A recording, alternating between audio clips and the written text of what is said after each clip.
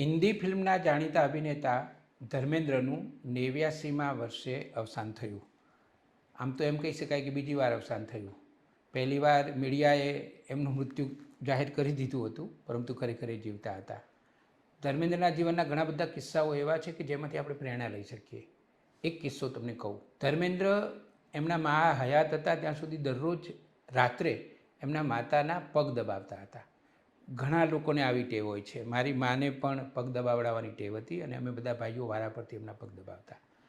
ધર્મેન્દ્રને નિયમિત ટેવ પોતાના માતાના પગ દબાવે છે.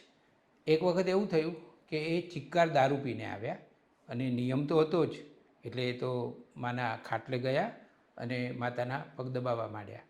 મોટાભાગે એવું બને કે માતા ના પાડે, પછી થોડીક વાર થઈ જાય પછી માતા કહે કે હવે બસ, હવે તમે સૂઈ જાઓ.